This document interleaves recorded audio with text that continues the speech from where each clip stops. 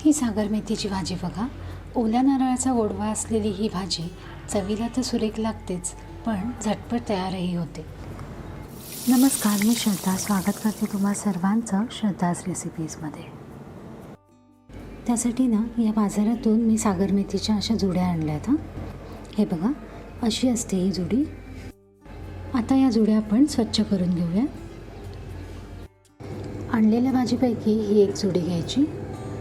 हे जे गवत असतं ना मध्ये बांधलेलं ते काढायचं आहे आणि ही मुळंही काढून घ्यायची.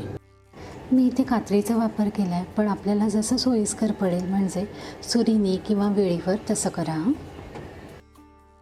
आणि मग ही भाजी पाण्यात टाकायची. सगळ्या जुड्यांची या प्रकारे मुळं काढून घ्यायची आणि मध्ये जे बांधायला गवत वापरलेलं असतं ना तेही काढायचं. या प्रकारे सगळ्या जुड्या स्वच्छ करून घ्यायच्या.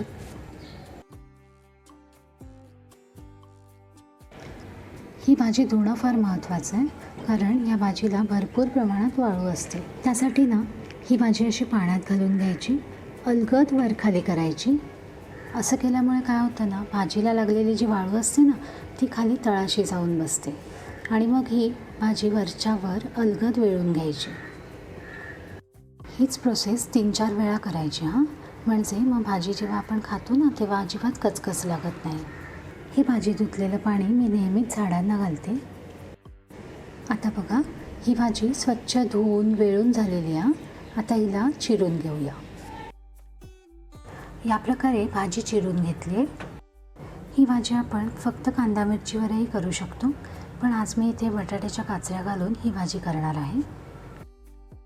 त्यासाठी मी इथे एक मध्यम आकाराचा बटाटा घेऊन त्याचे हे असे मध्यम काप करून घेतले. फोडणीसाठी 5-6 लसणाच्या पाकळ्या ठेचून घेतल्या. मिरची ही अशी उभी चिरून घेतली.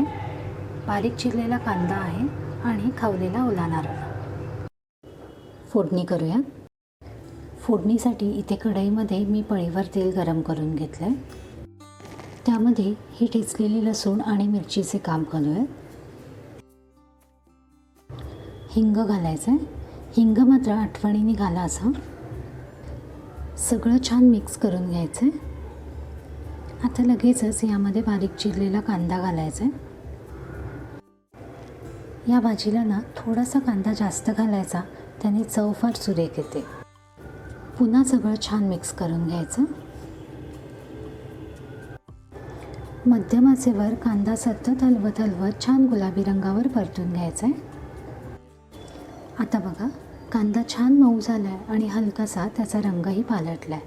आता यामध्ये आपण बटाट्याच्या काचऱ्या घालूया.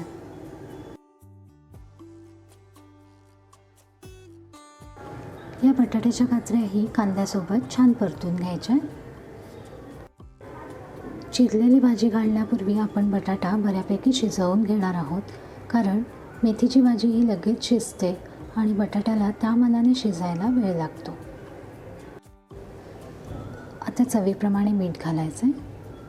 पुन्हा सगळं छान मिक्स करून घ्यायचं आहे. आता झाकण ठेवायचं आहे आणि बटाटा छान बोटचेपे होईपर्यंत शिजवून घ्यायचं आहे. मध्ये ना एखाद वेळेस उघडून बघायचं, नाहीतर काय होतं, भाजी कोरडी असल्यामुळे खाली कढईला लागण्याची शक्यता असते. साधारण 4-5 मिनिटांची वाफ पुरेशी होते. मी झाकण काढते. बघूयात बटाटा कसा शिजला आहे ते. हे बघा, बटाटा बऱ्यापैकी शिजलेला आहे. आता यामध्ये ही चिरलेली भाजी घालूया.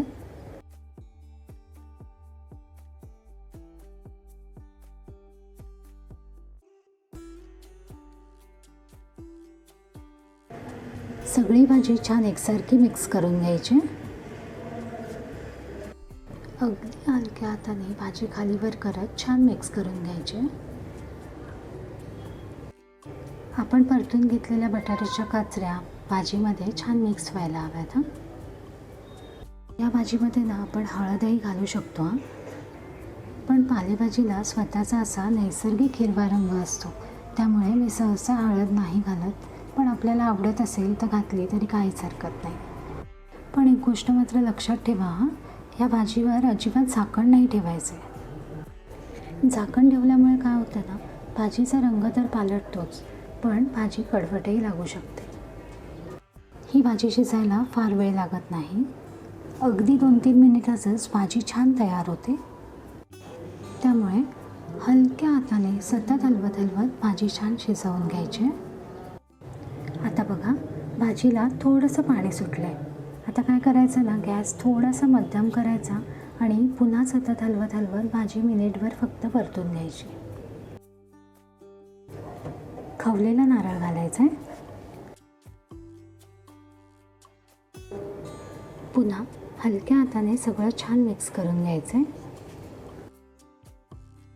हे बघा, आता मात्र भाजीला अजिबात पाणी नाही सुटलेलं. आता गॅस बंद करायचा आहे आणि आपली ही सागर मेथीची भाजी पानात वाढायला तयार आहे.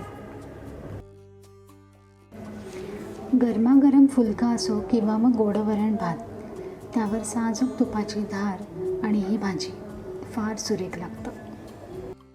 या प्रकारे भाजी तुम्हीही करून बघा आणि आवडली तर तुमचे अभिप्राय मला जरूर कळवा. धन्यवाद.